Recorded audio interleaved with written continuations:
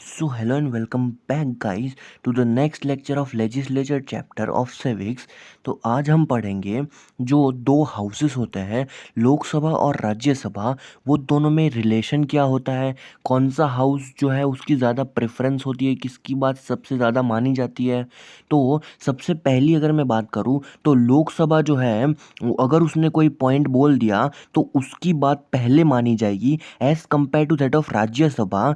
और अब हम पढ़ने वाले इक्वल पावर, यानी कि दोनों में कॉमन बात क्या है। तो सबसे पहले पॉइंट में हम ये पढ़ते हैं कि दोनों के दोनों जो है वो ऑर्डिनरी बिल यानी कि नॉर्मल बिल को जो है वो दोनों इंट्रोड्यूस कर सकते हैं। पॉइंट नंबर टू कि दोनों जो है मतलब दोनों जो है पार्ट लेंगे प्रेसिडेंट और वाइस प्रेसिडेंट को सिलेक्ट करने में। पॉइंट नंबर थ्री हमसे ये बोल रहा है कि अगर मान लो कि अगर हमको प्रेसिडेंट को निकालना है तो अकेला लोकसभा या तो अकेली राज्यसभा नहीं निकाल सकते, उसको दोनों को मिल के इम्पीच करना होगा, यानी कि प्रेसिडेंट को निकाल सकते हैं। और ये सेम बात अगर लोकसभा और राज्यसभा चाहे तो हाई कोर्ट और सुप्रीम कोर्ट के जज को भी निकाल सकते हैं। और लास्ट पॉइंट ये कहता है कि अगर हमको कॉन्स्टिट्यूशन यानी कि जो लॉज है, जो रूल्स है, उसको चेंज करवाना है तो उसके लिए भी लोकसभा और राज्यसभा दोनों मिल के चेंज कर सकते हैं। तो अभी हमने देखा कि कौन से डिसीजन दोनों मिल के ले सकते हैं, लेकिन अब हम देखेंगे कि कैसे लोकसभा की पावर ज़्यादा है as compare to that of Rajya Sabha. तो सबसे पहला पॉइंट इसमें ये आता है, बहुत ही इम्पोर्टेंट पॉइंट है, कि जो मनी बिल होता है वो सिर्फ और सिर्फ लोकसभा ही पास कर सकती है। पॉइंट नंबर टू ये है कि अगर पार्लियामेंट में अगर कोई मीटिंग चालू है कोई बाबत में, तो उस पॉइंट में अगर राज्यसभा ने कुछ और डिसीजन दिया और लोकसभा ने कुछ और डिसीजन दिया तो उसमें लोकसभा के डिसीजन को ज़्यादा प्रिफर किया जाएगा, क्योंकि लोकसभा के अंदर मेंबर ज़्यादा होते हैं। पॉइंट नंबर थ्री कि जो लोकसभा है वो तीन तरह के मोशन को पास करती है, यानी कि no confidence motion, cut motion और एडजर्नमेंट मोशन। ये सिर्फ और सिर्फ लोकसभा ही पास कर सकती है। तो अभी तक हमने पढ़ा कि किस बातों में लोकसभा डोमिनेट करती है, लेकिन अब हम पढ़ेंगे कि कौन सी चीज़ों में राज्यसभा डोमिनेट करती है लोकसभा पे। तो इसमें सबसे पहला पॉइंट ये आता है कि ये एक परमानेंट हाउस है, जो हमने लेक्चर नंबर 1 में भी पढ़ा था, जिसकी वजह से ये डिसॉल्व नहीं हो सकता, लेकिन लोकसभा डिसॉल्व हो सकता है। पॉइंट नंबर 2 हमसे ये कहता है कि राज्यसभा में एक्सपर्ट यानी कि टैलेंटेड मेंबर बैठे होते हैं जो कि अपनी ओपिनियन दे सकते हैं। पॉइंट नंबर 3 ये है कि ये जो राज्यसभा है वो ऑल इंडिया सर्विस को बना सकती है। और लास्ट पॉइंट ये है कि जो राज्यसभा है वो पार्लियामेंट से रिक्वेस्ट कर सकती है कि वो लॉ बनाए स्टेट लिस्ट के रिलेटेड। तो ये स्टेट लिस्ट क्या होता है वो हम अभी पढ़ने वाले हैं। तो अब अगर मैं लिस्ट की बात करूँ तो लिस्ट तीन प्रकार की होती है, स्टेट लिस्ट, यूनियन लिस्ट और कॉनकरेंट लिस्ट। तो स्टेट लिस्ट जो है वो स्टेट के बारे में सोचेगी, यूनियन लिस्ट जो है वो पूरी कंट्री के बारे में सोचेगी, और कॉनकरेंट जो है वो दोनों यानी कि स्टेट और यूनियन दोनों को इंक्लूड कर लेगी।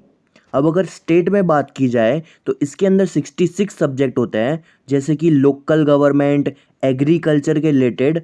और यूनियन लिस्ट में 97 सब्जेक्ट होते हैं, जैसे कि डिफेंस, सेंसस और इनकम, जो कि स्टेट के लिए नहीं बल्कि एक पूरी कंट्री के लिए होता है। डिफेंस पूरी कंट्री के लिए, इनकम पूरी कंट्री के लिए। और जो आखिरी है उसके अंदर 47 सब्जेक्ट होते हैं, जैसे कि forest, education, prevention of cruelty against animal. और ये स्टेट और पूरी कंट्री के लिए होता है कॉन्करेंट लिस्ट। तो अब हम पढ़ने वाले हैं पावर ऑफ लेजिस्लेचर के बारे में।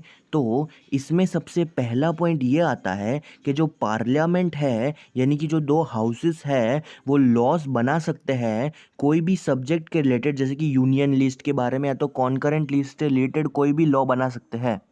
तो अभी हम पढ़ के आए कि स्टेट लिस्ट में स्टेट डिसीजन लेगा, यूनियन लिस्ट में पूरी कंट्री डिसीजन लेगी, और जो कॉन्करेंट है उसमें स्टेट और यूनियन दोनों डिसीजन लेंगे। लेकिन अगर दोनों का डिसीजन अलग अलग हुआ तो अगर दोनों का डिसीजन अलग अलग हुआ तो यूनियन जो है उसका डिसीजन डोमिनेट करेगा स्टेट के ऊपर। तो यार पॉइंट नंबर 3 में हम ये पढ़ते हैं कि जो पार्लियामेंट है वो लॉज बना सकती है स्टेट लिस्ट से रिलेटेड अगर उसको राज्यसभा रिक्वेस्ट करती है। इंपॉर्टेंट है, राज्यसभा रिक्वेस्ट करती है तो। और लास्ट पॉइंट ये है कि जो ऊपर हमने जो 3 लिस्ट पढ़ी, स्टेट, यूनियन और कॉन्करेंट, इसके अलावा और कोई लिस्ट से कोई भी लॉ बनाना है तो वो भी पार्लियामेंट बना सकती है। तो पावर ऑफ पार्लियामेंट में हमने बड़ी बड़ी बातें ये करी कि जो पार्लियामेंट है वो लॉज बना सकता है कि यूनियन से रिलेटेड, अगर कॉन्करेंट है तो उससे रिलेटेड, और स्टेट लिस्ट से रिलेटेड भी बना सकता है अगर उसको राज्यसभा रिक्वेस्ट करे तो। और अगर इन ऊपर के 3 लिस्ट में से कोई भी लिस्ट ना हो तो उसके रिलेटेड भी लॉ बनाना है तो भी बना सकता है। तो अब हम पढ़ेंगे पार्लियामेंट का कंट्रोल एग्जीक्यूटिव यानी कि अलग अलग मिनिस्टर्स के ऊपर कैसा होता है। तो पॉइंट नंबर 1 में हम ये बोलते हैं कि एक आवर होता है यानी कि जिसको बोलते हैं क्वेश्चन आवर। तो इसके अंदर जो पार्लियामेंट के लोग हैं वो मिनिस्टर से क्वेश्चन कर सकते हैं जिस भी लॉ को मिनिस्टर लोग लाना चाहते हैं उसके बारे में। पॉइंट नंबर 2 में पार्लियामेंट के लोग बजट को भी काट सकते हैं, यानी कि अगर उनको बजट बहुत ही ज़्यादा लग रहा है तो उसको कम कर सकते हैं।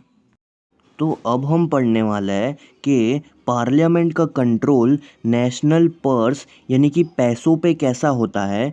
तो जो पार्लियामेंट होती है वही बजट को पास करती है, और जब तक बजट पास नहीं हो जाता तब तक कोई भी नया टैक्स ऐड नहीं हो सकता। और ये बजट की वजह से ही सारे जो मेंबर है पार्लियामेंट के और जो अलग अलग मिनिस्टर है उसकी सैलरी फिक्स होती है।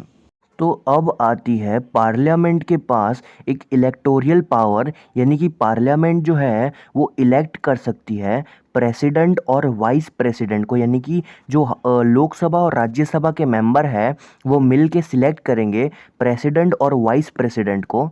अब हम पढ़ने वाले हैं जुडिशियल पावर जो कि पार्लियामेंट के पास होती है। तो इसमें अगर प्रेसिडेंट किसी भी कॉन्स्टिट्यूशन के अपोजिट गए हैं तो राज्यसभा और लोकसभा के मेंबर दोनों मिल के इम्पीच करेंगे उनको, यानी कि उनको अपनी पोजीशन से निकाल सकते हैं। जो लोकसभा और राज्यसभा के मेंबर हैं वो जजिस को भी निकाल सकते हैं जो कि सुप्रीम कोर्ट या तो हाई कोर्ट के होंगे, और मिसबिहेवियर अगर जजिस ने किया है तब उनको निकाल सकते हैं। तो अब हमारे पास एक आखिरी टॉपिक है जो कि है पावर ऑफ अमेंडमेंट। अमेंड का मतलब होता है चेंज करना। तो जो पार्लियामेंट है उसके पास पावर है कि वो कॉन्स्टिट्यूशन को चेंज कर सकती है। लेजिस्लेचर यानी कि जो पार्लियामेंट है वो बहुत ही इम्पॉर्टेंट रोल प्ले करती है डेमोक्रेसी के अंदर। डेमोक्रेसी यानी कि जब पीपल अपना रिप्रेजेंटेटिव को खुद चुनते हैं उसको बोलते हैं डेमोक्रेसी। और इंडिया की जो डेमोक्रेसी है वो वर्ल्ड की सबसे लार्जेस्ट डेमोक्रेसी है। तो यहीं पे हमारा चैप्टर ख़त्म होता है। तो मिलते हैं अगले चैप्टर में।